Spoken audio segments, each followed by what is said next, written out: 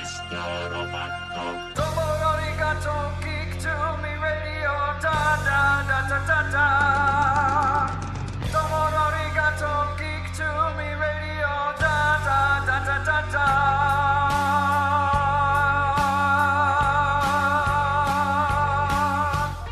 Welcome, geeks and nerds, girls and boys, to another edition of Geek to Me Radio. Today we are joined by Nigel Twumasi talking all about the new Kickstarter for Hot Lunch. And then after that, we'll have Susan Eisenberg, the voice of Wonder Woman, on air, plus that giveaway for the Blu-ray copy of Justice League vs. Fatal 5. All that and more. Stand by. We're talking TV, comics and movies, and video games. And if you don't know Star Trek from Star Wars, we'll try to explain. There are 12 doctors for Hogwarts houses, one ring rules them all. To be the greatest Pokemon master, you must catch them all. You must catch them all. Try to catch them all. Gotta catch them all. Gotta catch them all. And for those of you listening right now, if you're driving around St. Louis on 105.3 FM and 1380 AM, thank you very much for tuning in. If you're hearing this out there in the world, you're streaming us via the World Wide Web. Thank you very much for finding us there. And if you're hearing this after the fact in the podcast version on Google Play, iTunes, SoundCloud, Podomatic, or wherever you get your podcast from, we appreciate your subscribing and listening there each week. My first guest has been with us once before. He created Hot Lunch, which had its first Kickstarter campaign. It just missed the goal. He's come back strong, though, just launched another one, and it's blown past it. He's doing very well. We're excited to talk once again with Nigel Twumasi. How are you, sir? I'm doing really well. Thanks for having me. Anytime. So I took it as a personal failing last time, because usually when I have a guest on to talk about a Kickstarter, they blow it out of the water. And I'm like, oh, yeah, I'm a good luck charm. And I felt bad, so I took it as a personal failure that you didn't make it last time. So I'm glad we're back on air, and I'm glad you've already matched your goal, and you've gone past it by about $500-something, I believe. Yeah, well, you and me both glad we've gone past it. And, yeah, no, it's good to see it being successful the second time around. So what did you think changed between last time and this time? Because the other one, you were fairly close on the first one, if I'm not mistaken, yeah? We were agonizingly close, yeah. We got to 81% and just fell short. So what changes did you make? What tweaked? What do you think made the difference the second time around? So I think it helped the second time around that obviously we did have a bunch of people that were willing to back the first one. So when it came to the second one, I mean, so I'm based in London, and we do a lot of conventions around. So after the first one did fail, we had a number of people who had come up to us at comic conventions and just being like, if you guys are going to do it again, we'd really love to support and make it happen. So I think just the carry on from the first one, us being able to sort of make some kind of start on the comic, as we got some money together to make a start. So we had more to show. And it was in a better place sort of second time around. I think that all contributed. And I love the description. It's part Robin Hood, part Ocean's 11. Hot Lunch is a dramatic heist story set in an anthropomorphic Japan, which is really cool. That manga aspect. The drawings are so, I guess, clean. They're very smooth, clean. I love the renditions of these characters. Tell people who maybe didn't hear you the first time you were on, tell people a little bit about Hot Lunch.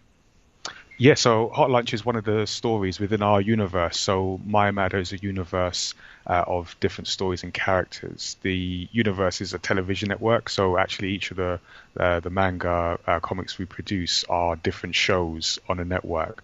So Hot Lunch is it's a heist story, and it's about an aspiring chef turned master thief who brings together a crew, and they go on a mission to bring down the shadowy organization of restaurant owners in Japan. So that's where the sort of the Robin Hood and Ocean's 11 kind of aspect come from.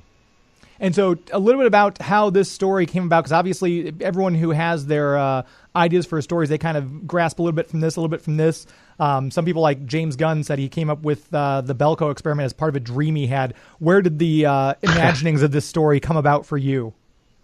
I think, yeah, there were definitely a few inspirations. I think one of the books I was reading at the time by an author called Brandon Sanderson, he wrote the Mistborn trilogy, and in that story, you had this idea of this small crew trying to sort of get out of the grasp of this dark overlord.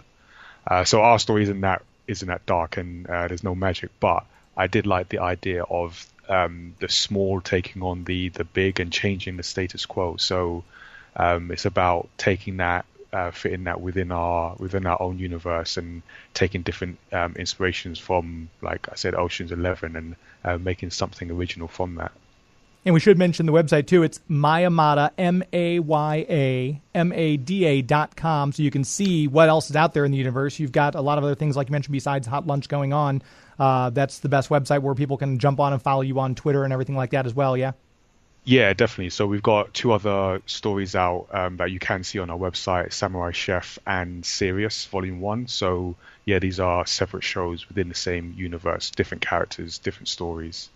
So you mentioned Samurai Chef. You mentioned that one of the characters from Hot Lunch is a former chef turned kind of grifter thief. Where's the food reference coming from? Are you a previous chef? Did you work in a kitchen? No, I just seem to be hungry whenever I write. So that was actually my co-founder write the story. So I've written Samurai Chef and Hot Lunch, and he's written Sirius. And it just turns out that 2 of the stories that I've written have a strong food theme. I didn't even realize it at the time. It was just pointed out to me at a convention, and sort of the penny just dropped. And like, oh yeah, I must have been hungry as I was writing these stories. Sometimes we write with our stomachs. There's nothing wrong with that at all.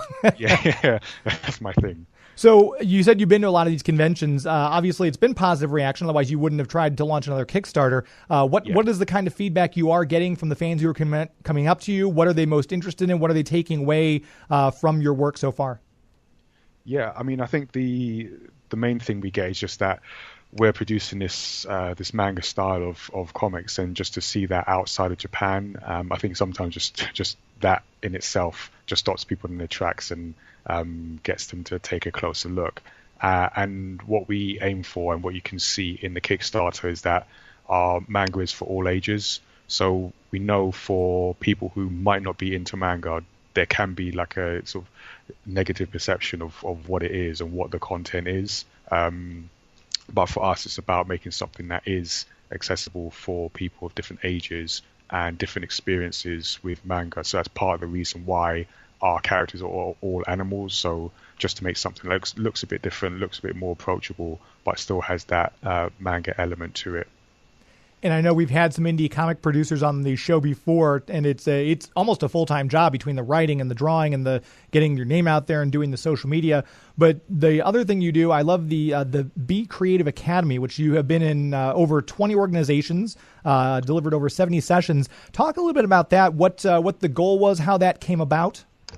Yeah, so it's funny you mention that, because we're in the process of rebranding and doing a completely new website for those workshops. So the idea just comes from a lot from myself and just my journey through school and work, and just seeing how creativity wasn't supported so much. So I actually have a sort of technical engineering background, partly because of that. And going into schools, talking to young people, talking to parents, and just seeing like there is talent, there is creative ability, but not so much the confidence or support structure in school or family. So what we've done is create a series of workshops where we take what we do with, creating characters and stories, and help young people to look at story, to create their own stories and characters, and just guide them through that process. And in that time, you're building their creative confidence, but also teaching them skills that they can use elsewhere. So it's just something that we want to sort of see in more schools and work with more organizations to deliver. And has anyone else outside of the UK reached out about having? Because I think that's just needed everywhere. It's not. Schools across the world should have things like that. It's amazing. Has anyone outside the UK reached out to you to have you do one of these academies at their organization? Not yet, but if you know anyone, you know where to find me. But no, I agree. I think it's something that just worldwide, creativity is so important to sort of well-being, and also like just industry, a lot of creative industries. So I think it's important we sort of get young people to be confident in pursuing creative activities. Definitely. I want to mention the website once again. It's mayamada.com, where that's just basically the landing page. You can see all the manga. You can check out the stuff that they have for sale. You can get more information on the workshops that Nigel and I just mentioned. And the Kickstarter, obviously, is there. Where are you? So right now, like I said, you're past your goal. You've got 4 days to go still. What's next with after the Kickstarter ends, and what's the next step for Hot Lunch, for Mayamada, for you? Yeah, so I mean, the immediate step is we're looking at the last 4 days. So we've got a couple stretch goals that are up. So it'll be great if within those 4 days we can sort of get one, maybe both of those stretch goals. Putting together the artwork for the story and producing the book that we're aiming to be out in September. And then really in the background, we're going to be working on writing the next story to come out sort of next year. So between myself, my co-founder Lau, we just want to write as many stories so that they're ready to go when we can make them. And then, like you said, with the workshops, we're almost finished with rebranding them. And then that will be us like talking to different organizations, looking to deliver more workshops within London, the UK, eventually sort of outside the UK as well. And just, being able to work with more young people. And it's very cool that you got branded on the Kickstarter with a project we love from the people who run Kickstarter. That's always a good feeling to have the recognition of the actual organization itself. Definitely appreciated. And so with the rebranding of the Academy, will that be a separate website, or will that still be contained within the mayamada.com website? So we're going to break that out into a separate website, and that's just so it's easier for when you're dealing with schools or youth organizations, just to make it easy for them to see the information that they need to kind of decide how they want to sort of work with us. So we've done the same because we also do a video game event called Gamepad, and we've recently done the same with that, break that out into a separate website, just so for those people who want the workshops, it's all there. For those people who want the games, it's right there. And then for people who just want the general Mayamada brand information, then they can go to mayamada.com. And once again, if you want to jump in and help them reach those stretch goals on Kickstarter, just go to kickstarter.com, do a search for Hot Lunch, sounds just like it's spelled, and they'll pull it right to that page. You can help them reach those stretch goals. Also, be sure to follow them on Twitter at Mayamada. Again, just like the website, Mayamada on Twitter. Anything else we need to know, or anything else we can look out for? Any other projects besides Hot Lunch that you guys, not that that's not enough to be working on, obviously, but anything else? Anything else besides the rebranding and the Hot Lunch? Anything else coming up from you guys? So we're actually working on our next Gamepad event. So like I said, we run an event like that tries to promote inclusion through video games. So we do that various times throughout the year. So our next one is coming up in June. So if you happen to have any listeners that are in London at that time, welcome to come down. Very cool. Nigel Twumasi, it's always a pleasure. I'm so happy to hear that you guys have exceeded your goal. Hopefully it keeps on going further for the next 4 days it's open. And anytime you want to come back on the show and plug another thing, please let me know. I'll definitely do that. Thank you for having me. It's always good to be invited back. Anytime. Thank you so much. There he goes, Nigel Twumasi from Mayamada. Again, the website, mayamada.com. Follow them on Twitter at Mayamada. Help them get to those stretch goals on Kickstarter for their Hot Lunch project. We're going to take our first break. We're going to come right back talking with the voice of Wonder Woman, Susan Eisenberg. Stand by.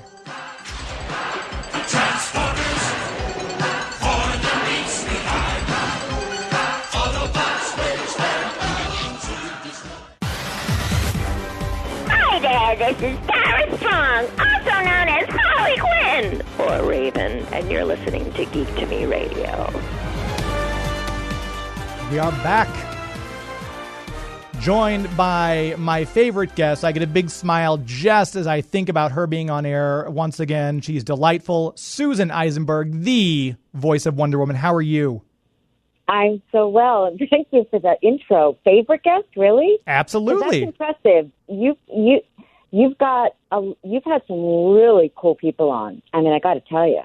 I'm always very gratified that I get so many great guests But there are some people, like I said, it's always a delight to talk to you. You're always so fun and engaging. And the fact that you put up with me as we talked off air there, I think this is your 15th or 16th time now. So I've got to say favorite guest. Who else puts up with me that much? Come on. Okay, you know what? Fair enough. You keep coming back, which is what I love. I do, because I'm a big fan. Well, that's very kind of you to say. And obviously, I'm a big fan. You've got a lot of big fans out there. The reaction to you reuniting, we're getting a mini JLA reunion, hashtag JL reunion on Twitter as it goes, with you and Kevin Conroy and George Newbern coming back for Justice League versus Fatal 5. How hard was it for you to sit on this news, not be able to say anything to anybody? It was really hard. It was so difficult. But, that's, as you know, I mean, that's so many of the things we do, so many projects we work on. We can't talk about them for like a year, if not more, with video games. So it's really challenging. And the truth is, I'd love to share it with people because it makes me giddy. And I know it would make other people giddy. But, you sign those non-disclosure agreements, and you also have to respect that your bosses have their own way of revealing it to the public. Sure. And you have to respect that. And they have their own publicity departments and people who are getting paid to do that. So, you can't just jump ahead of the line and say, hey, guys, guess what? Right. They're a channel, so you have to respect it. But it was super, super hard to keep this one a secret.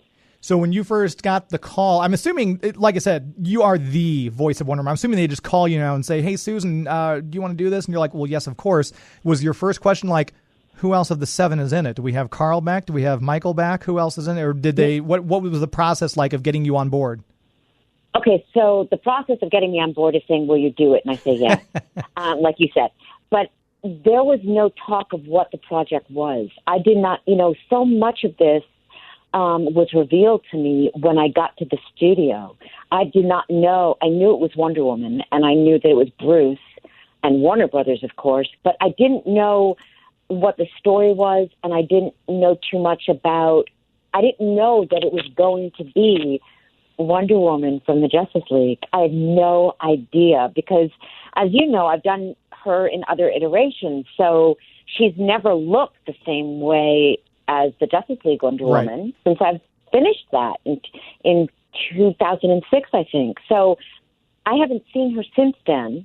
And when I told the story, when I got to the studio, and there was Sam, Lou, our director, and Bruce and Eric, the writer, and we're all in, and Wes, the voice director, they show me the picture, and I see her, and I started to cry because I love her so, and she's the starting point for me, and I will always connect Wonder Woman to her.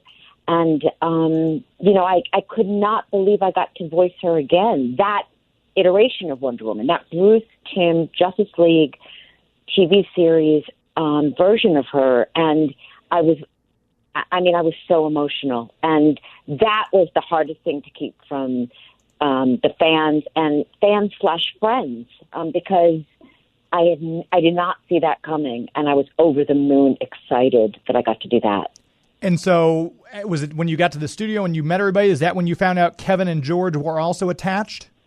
Yes, because actors are the last ones to really be in the know. I mean, unless you're, Meryl Streep, or Chris Evans. Like you're just not in the loop, and you don't have power. Like if I had power, wouldn't we have had a Justice League reunion 10 years ago? Sure. So you're there's a hierarchy to all of this, and I didn't know that George and Kevin were in it until I got there. And again, I think I said this on Twitter. This movie, the Justice League versus the Fatal 5, was conceived and done before all the talk of the Justice League reunion was a deal. I'm sorry, it was after. So, well, I don't know the timeline exactly, but it was not connected at all to it. And so I wanted the fans to know that so that they wouldn't have the expectation like, oh, this is the reunion we've been asking for. Right. It's like, it is a wonderful reunion, and it is a chance for the three of us to work together, but it also is a movie that's going to highlight other characters, Starboy and Jessica Cruz and, so many other characters. And it's not a Justice League reunion in the sense #JL reunion. It's not that.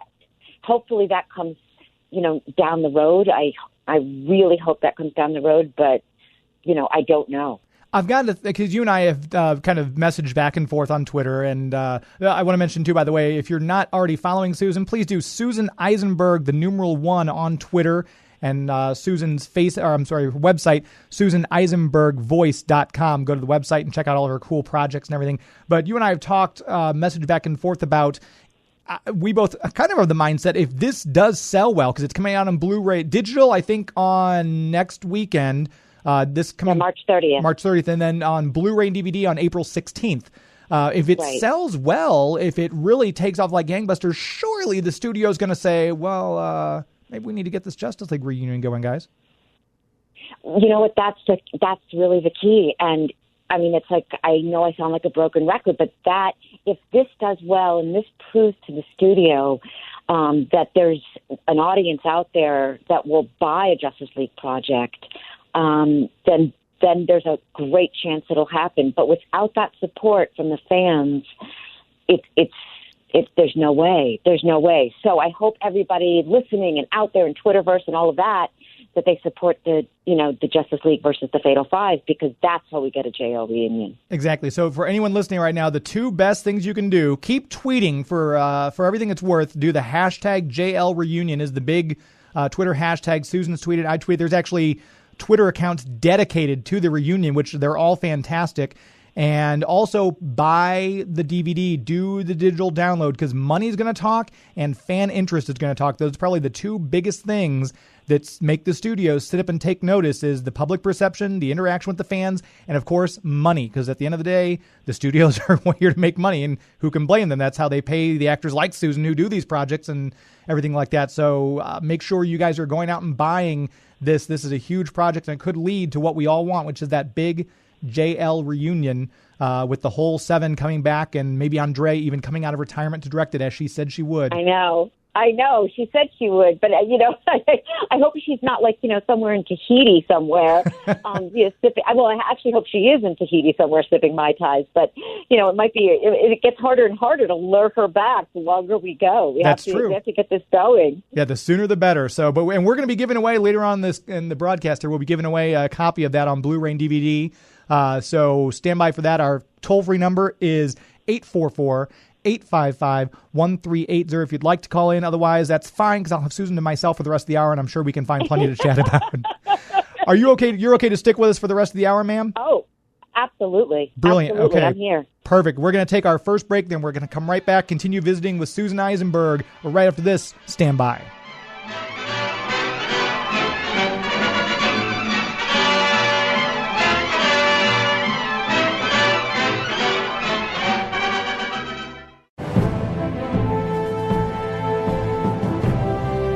Hi, this is George Newbern, the voice of Superman. You are listening to Geek to Me Radio.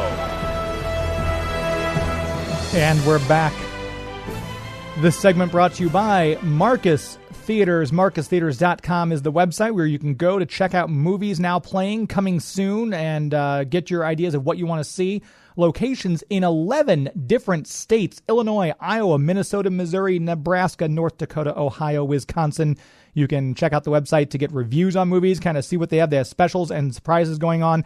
Hellboy, coming out on my birthday, April 12th. Happy birthday to me. That's amazing. Going to look forward to that one. If you haven't yet seen Us, brilliant horror movie by Jordan Peele. It'll treat you as a pregame to the upcoming Twilight Zone being released on April 1st on CBS Direct. Get your tickets now for Dumbo's coming out. If you've not yet seen Captain Marvel, the #1 movie in the country, 2 weeks in a row, you can see it in IMAX on their big DLX screens. Get your tickets now for Shazam, a DC movie coming out that's all, by all accounts, amazing. Get those movies. Check it out. The website, once again, marcustheaters.com. If you're going to see a movie, see it in first class. Do it at Marcus Theaters. We're joined now by my guest, Susan Eisenberg. We're talking about the JLA. I almost said JLA versus. It's JLA. Justice League versus Fatal 5. I'd like to buy a vowel. What's wrong with me? But we're talking about that movie. And actually, Susan, we've got a caller. We've got Kyle on the line, wanted to ask you a question. Kyle, how are you? Hi, I'm fine. And first of all, it's very nice to be able to talk to you, Susan. Hey, Kyle. Nice to talk to you, too. Yeah. As I told someone, I wanted to say you are the definitive voice of Wonder Woman. And I was asking, how does it feel to be the quintessential person to voice that character for not just me, but pretty much everyone around the world, to embody what it means to be that character? Okay, well, first of all, that's incredibly sweet of you to say, and thank you. Second of all, I don't even know how to answer that, because there's nothing better than voicing this character. There's nothing. I mean, professionally, it has been more gratifying and more wonderful than I could ever imagine. But at the same time, you know, I, as an actor, I don't have a lot of control over it. So to me, it just feels like a gift that I've been given by the powers that be at either Warner Brothers, Bruce Timm, certainly, Andrea Romano, certainly back in the day. And it's the gift that keeps on giving. So it fills me with gratitude and joy that I get to keep voicing her. But, you know, there are other people who do it as well. And certainly, Gal, as the live-action heroine, embodies her to a great degree for so many people. And there are other voiceover actresses who do it as well. And, you know, different generations have different, Shannon Farnan did it for Super Friends, and Grey DeLisle does it for DC Superhero Girls. And, there are all these different projects, different age levels. So thank you. And it feels amazing, and I just try not to take it for granted, because I can't. I mean, it's just something that I have no control over, and it just fills me with joy that I get to do it. Kyle, would you like a chance at winning a copy of Justice League versus Fatal 5 on Blu-ray and DVD? Yes, I would. All right. I'll have a trivia question for you, and you can use Susan as your lifeline. I think it was last year, Susan voiced another iconic DC Comics character. What was that character? She was in one of the DC Superhero Girl movies, right? I was thinking of a different project. It was Lego-oriented. Yes, it was Lego, and it was a Lego DC movie. Was it Susan? It was Susan. Well, I know Susan, but I'm just asking for a lifeline question. Oh, Susan, Okay, well, she's okay. So Diana's a princess. This character in the DC universe is a queen, and she. What was the answer? Ding, ding, ding, ding. I was about to say Mira. Mira? Yes. All right. Well, Susan said that's right. I think it's the wrong answer, but fine. We'll go with Susan, and we'll say that's correct. That's correct then. Yes. Of course. Yes, that's correct. Yes. I'm just kidding. It was Queen Mira. Yes, you're absolutely right. So, Kyle, we're going to put you on hold. My executive producer, Joey, is going to get your email address. I will email you to get your contact info. Obviously, the Blu-ray does not come out till April 16th, so you can expect that in the mail shortly thereafter, the 16th. So please stand by while Joey gets your information, your email address, and then I will email you to get your contact. All right, he's on hold. Thank you very much. We have another caller, Susan. We have someone on line 2. We have, I think is it Ward Hannah or Hannah Ward? Oh, Hannah, yes. Hannah, very nice to talk to you. Say hello to Susan Eisenberg. Hi, Susan. I'm a really big fan. Hi, Hannah. Hi. I'm sorry. I'm so honored to meet you. I'm actually at work right now, and I'm a little nervous, but Okay, well, listen, I hope you're not going to get in trouble. Yeah, we don't want. Okay, good. My question for you is, like, I know you voiced Wonder Woman in the Injustice games, and I was just wondering how that wasn't as an experience. And would you do another fighting game or video game as well if they offered you that role? You know, the experience was dynamite because I loved the people I was working with. I loved the director. I loved the writer. it was a great team of people. So that was divine. But I am one of those people that really prefers to play her Wonder Woman heroically. And so it was not easy to play her as a baddie. And, she wasn't the Wonder Woman I know and love, or I think the fans know and love. So it was a bit of a challenge, and we used to joke about it all the time in the sessions because, where's the heroism here? She was kind of I don't want to say nasty, but she was really nasty. And so it was challenging. I will say that. But again, I loved doing the job with the people I did it with.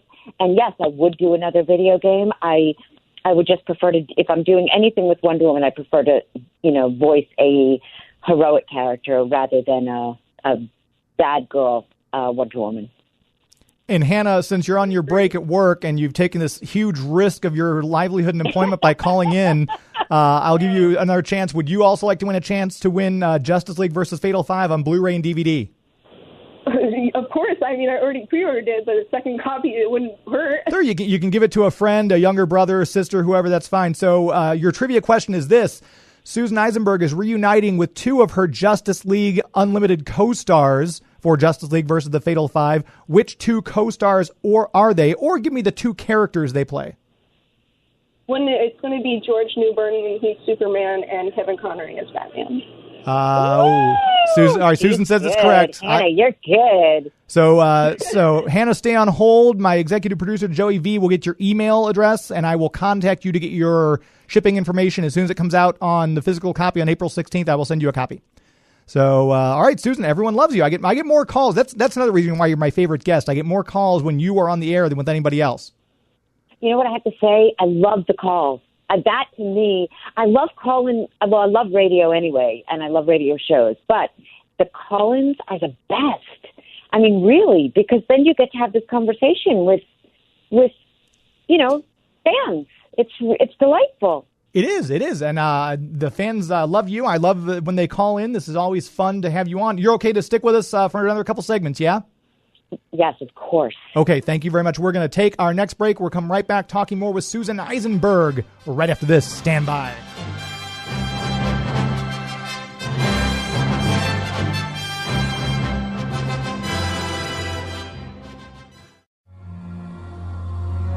This is Kevin Conroy, the voice of Batman. You're listening to Geek to Me Radio.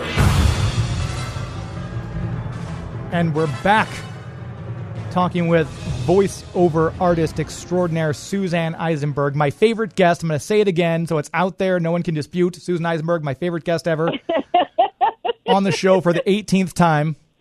And I want to give a shout out real quick on Twitter to one of my followers, I assume one of yours as well, Jackie, I'm going to mispronounce this, Jackie Feist, F-I-E-S-T. Yeah. She said that she did know the answer was Mira for the other voiceover work that you did and the DC Aquaman thing. And she says she's trying to work up the nerve to call in. She did her undergrad in media production, so she doesn't know why she gets nervous. But Susan and I are I'm nice. Susan's okay. But to call in, we won't. But the truth is, we all get nervous, Jackie. We all get nervous. I get nervous before the phones, and I know I'm going to do this interview, and it's live, and we're all nervous. That's life. It's nerve-wracking. So absolutely call in. Absolutely. I almost didn't show up today, but I knew I had to because you were going to be on the show. So otherwise, I wouldn't have even been here. We're talking about your work on Justice League versus Fatal 5. Like I said, the fans are so excited. I see the outpouring of Twitter, the hashtag. As soon as I hit JLV, the hashtag pops up for me because so many people are still tweeting about this, so excited about it. You're going to be at WonderCon talking about this. I am. I mean, that was also, that's thrilling because we get to. I have not seen the film. I purposefully have not watched it because I want to see it for the first time when I go to WonderCon. I'll be there this Friday, so Kevin will be there and George will be there, and some other stars from the movie as well. And we're going to watch the film and we'll talk to the fans about it. So, yeah, I mean, it's all thrilling as far as I'm concerned. And obviously, we talked before, you've worked with so many people in the industry, so I'm sure a lot of the people who are in this doing the voices, like Kevin Michael Richardson doing Mr. Terrific, one of my favorite DC superheroes. Yes. But who did you not work with before who's attached to this project? Well, I never worked with Diane. Okay. And I know she does Doom Patrol. Is that correct? I believe so, yes. Yeah, and, but this is the interesting thing. We were not together in a lot of the sessions, so I did a lot of my work solo, which is unusual, but I didn't get to work with a lot of the other actors. So again, at WonderCon, I get the joy of meeting these people who we share this common experience without having shared this common experience. So I'm delighted that I'll be able to meet everybody. And it's such a cool cast. You've got, we mentioned Diane Guerrero. There's Noel Fisher. Tara Strong will be voicing Saturn Girl. You've got Tom Kenny. Tom Kenny voicing Bloodsport. Which is such an incredible cast. It's like I said, you're so fortunate that you get to work with so many wonderful people, just as they are fortunate that they get to work with you. It's got to be amazing. They're superstars. I mean, look at Tara. I don't think there's anyone bigger in the voiceover world than Tara. I mean, she is a genius. And I think the first job I ever worked on, she was the star of the show, of the animated series, and I was a guest star. And I walked in, and there she was, and she couldn't have been more welcoming or more, encouraging and helpful. So, yeah, I mean, it's a dynamite community, the voiceover acting community, and it's not like it's not like we all know each other, but there's a group of people that have been doing this a long time, and I just feel so lucky because unlike so many of the actors who've made their living playing a gazillion different characters and doing a bunch of different voices, most of my career has been based on Wonder Woman. If I'm known at all, it's because of her. If I'm invited to Comic-Cons, it's because of her. I'm on your show because of her. So unlike a lot of the other actors, like Mira was so exciting because it was like something out of the Wonder Woman range. So that was so fun. But by and large, I mean, I'm invited to places because of Wonder Woman. And I want to take it, by the way. Absolutely. I mean, that's if you're going to be known for a character, one of the big three in the DC Trinity is a good one to be known for. Oh gosh, it doesn't get better than that. And then to walk into a session and there's Bruce Timm, there he is. And that picture I posted on, I think, Instagram and Twitter of me and Sam and Bruce, that. It just doesn't get any better than that if you're a voiceover actor and you're voicing Wonder Woman. And I'm as giddy as any fan could be. So I feel like we're all in this together and we're sharing in this together. And I want to give a shout out to Dynamic Music Partners, Christopher, Michael, and Lolita, who did the music and score for this one. We had them on the air with us about 3 or 4 weeks ago talking about doing the score for this. And, I mean, DC and Warner Brothers, they got the old team back together. They got Bruce Timm. They got Dynamic Music Partners, who did a lot of the music for Justice League as well, and they worked on Batman the Animated Series. You've got George and you and Kevin. It's really so cool that we've got this project to look forward to. And I don't think that was, yes, I think it's always exciting when people are reunited on any project. So I think it's fantastic that the three of us, the Trinity, if you will, were reunited for this project. But I don't think that would have been as much of a selling point as it has become if it weren't for the Justice League reunion group out there fighting the good fight, staying with it on Twitter, on social media, saying, please give us this reunion. I think that we're riding that wave in this movie because of that. And it's an extraordinary wave to be on, I've got to tell you. And I know we posted, I think Friday, I wanted to let everyone know that we're going to have you on air, and I put something out and someone tagged, well, this isn't a real JLA reunion. Where's Michael Rosenbaum? Where's Phil Lamar? And the PR guy does a lot of stuff with DC, Gary, I think it's Mirnu. I'm going to pronounce that wrong. I apologize, Gary. But he was going back and forth with the guy, said they're on a different mission. Well, what kind of mission?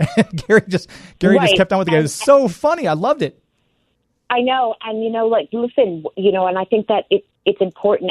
He's the publicist for Warner Brothers. So, there's his job, which is to promote this movie and to stay in this lane right now because this is what they're promoting. And once this movie is out there, then we can all return to the JL reunion talk. But I have to say, the fans have made this work, and they have. And if we do get a movie with the original cast, nothing would be more gratifying to me, but nothing would also be more due to the fans because they have been so vocal. And it's not easy because it's not like we're getting a wink, although we kind of are because here we are together, right? And they're bringing back theme music, and so it's hard to not trust that it's going to happen, but at the same time, no one has said to me and pulled me aside and said, Susan, it's going to happen. So I just hope the fans keep the faith because I keep the faith with them, right alongside them. And, we have to get Kevin and Michael on, to tweet more about it because they have so many followers and they have so much sway. So we have to get Kevin, anyone listening, let's get Kevin more involved and let's get Michael more involved. I will say that Paul Williams, the voice of the Penguin, and John Glover, the voice of the Riddler, both follow me on Twitter. Kevin, you're not yet, so follow me, and I'll help keep the faith alive. So put that out there, Kevin. Just let you know. Give me a follow. Hey, Kevin doesn't follow me. Are you kidding? Kevin, have you seen how many people Kevin follows? I think it's 83. Yeah, he's a Twitter stingy person. That's what he is. He doesn't follow me. He is. I mean, jeez. Susan, as always, it's a delight. We love having you on. Anytime we need to, like I said, I could do a show once a week and have you on. It would be fantastic. JLA versus Fatal 5 on digital this coming Friday and on Blu-ray and DVD April 16th. Follow me on Twitter at Geek to Me Radio. We're going to give away another copy on Twitter. Susan Eisenberg at Susan Eisenberg, the numeral 1. Susan, thank you so much. From the bottom of my heart, thank you for being on air with me again. Love it. I love it. Anytime. It's my pleasure. Thank you. And a shout out to the writer, Eric Carrasco, who wrote the movie. He's a huge Justice League fan. He and I were he was so excited when I walked in and he made my year. So thank you to Eric. Thank you, Eric. And thank you, listeners. We're going to take our last break. We'll come right back, wrap things up. Stand by.